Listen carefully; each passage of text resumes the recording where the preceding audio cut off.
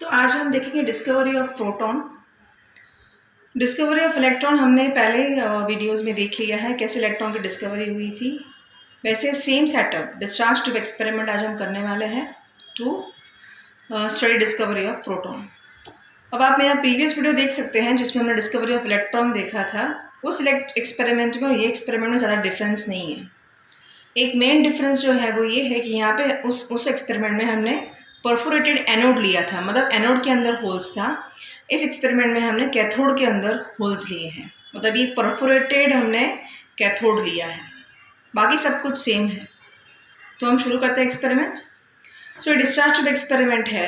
As you can see, हमें vacuum pump है, हमारे पास वोल्टेज सोर्स है, we are having anode and cathode.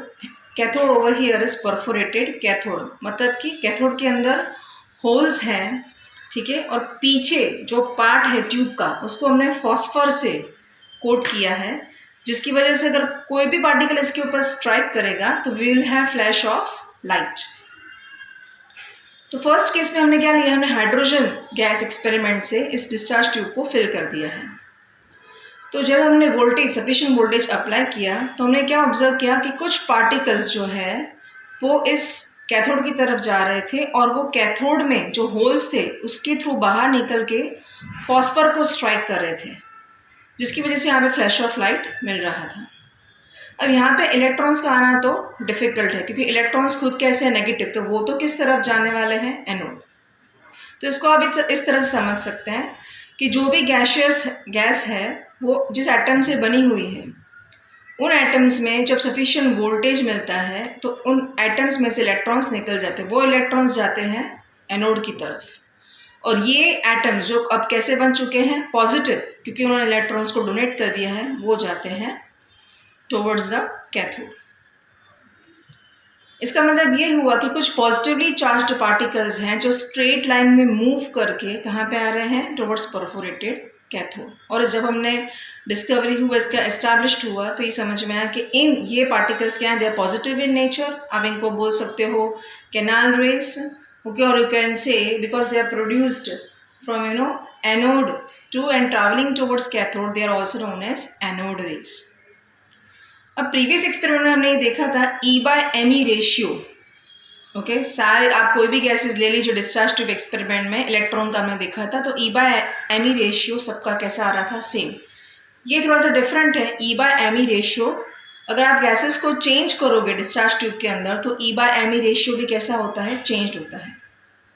इसका मतलब ये है, अगर आपने गैसेस को चेंज किया तो जो पार्टिकल्स यहाँ पे मिल रहे हैं आपको, पॉजिटिवली चार्ज्ड पार्टिकल्स, उनमें डिफरेंस आ रहा था। और वो कैसे डिफरेंट था, तो हमने फर्स्ट केस में पहले हाइड्रोजन लिया था। हाइड्रोजन जब हमने लिया था तब जो पॉजिटिवली चार्ज्ड पार्टिकल्स हमको मिले थे यहाँ पे, उसका हमने जब मास कैलकुलेट किया।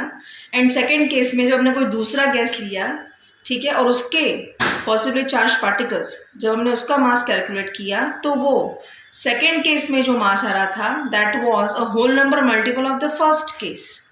इसका मतलब ये है कि positively charged particles they are made up of, they seem to be, they are made up of, because they are obtained from, you can say they are obtained from hydrogen, okay, and they are called as proton. ये बोल सकते हैं कि hydrogen, okay, hydrogen जिस चीज़ से बना हुआ है, ठीक है, सारे गैसेस उसी चीज़ से बने हुए हैं, और प्रोटॉन इनका फंडामेंटल पार्टिकल है।